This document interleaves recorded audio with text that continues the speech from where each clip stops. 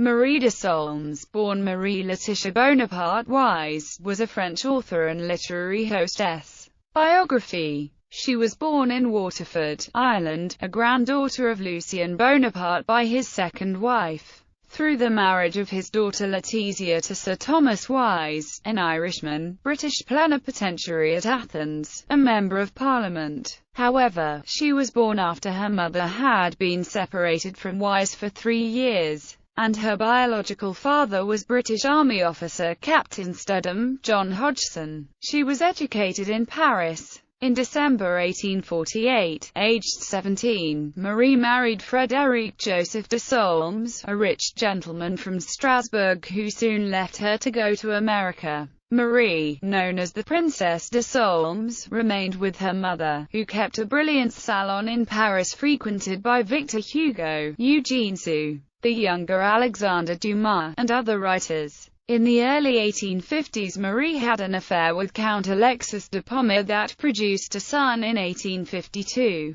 In February 1853, French authorities ordered her expulsion from the empire, after accusations that she had illegally bore the name Bonaparte and had stirred up scandalous disorders. There were, however, reports that Emperor Napoleon III had secretly paid his beautiful young cousin a number of visits. That the jealous Empress Eugenie had learned of the visits and told her husband that Marie maintained a salon of subversives, and that he had thereafter ordered her expulsion. In August 1853, Marie settled at Aix-les-Bains in Savoy, then part of the Kingdom of Sardinia, where her lover built her a chalet that soon became the center of a new literary salon. She went often to Turin, the kingdom's capital, where she established yet another salon at the Hôtel Feder. She maintained friendships with Hugo, Sue, Dumas and others, including La Rose Cochute, Alphonse de Lamartine, Félicité Robert de Lamennais, Henry Rochefort, Tony Revillon, and the United States Minister to Sardinia, John Moncure Daniel. In 1859, Napoleon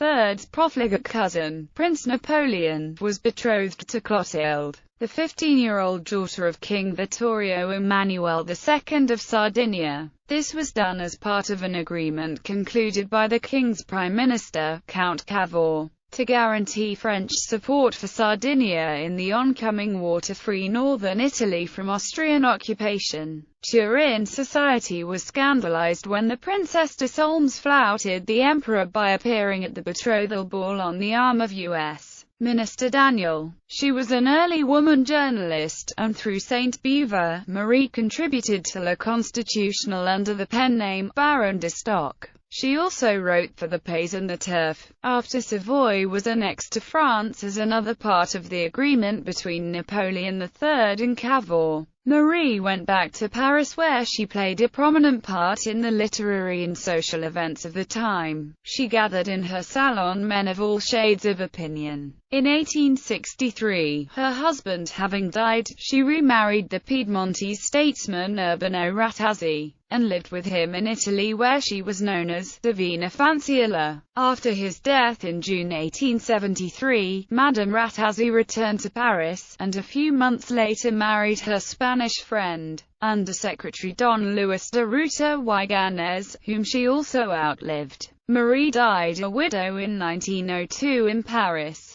She had one son, Alexis de Solms, fathered by her lover, Count Alexis de Pommers, one daughter, Romana Rattazzi, by her second husband, and 2 adopted daughters, Teresa de Ruta and Dolores de Ruta, with her third husband. Writings. Her writings consist of miscellaneous sketches, verses, plays, and novels, such as Cédric Reign and Les Marriages de la Créole, reprinted under the title La Chanteuse. Her 1867 novel Bishville, a thinly disguised attack on the society of Florence, capital of the new Kingdom of Italy, caused serious embarrassment to Rattazzi, who was serving as Prime Minister of the recently established kingdom. She also wrote L'Aventurier des Colonies, a drama, and the volume of tales Enigme sans Clef. In 1881 she edited Ratazier's Sun Temps, and in the last 2 or 3 years of her life published 2 volumes of her own memoirs,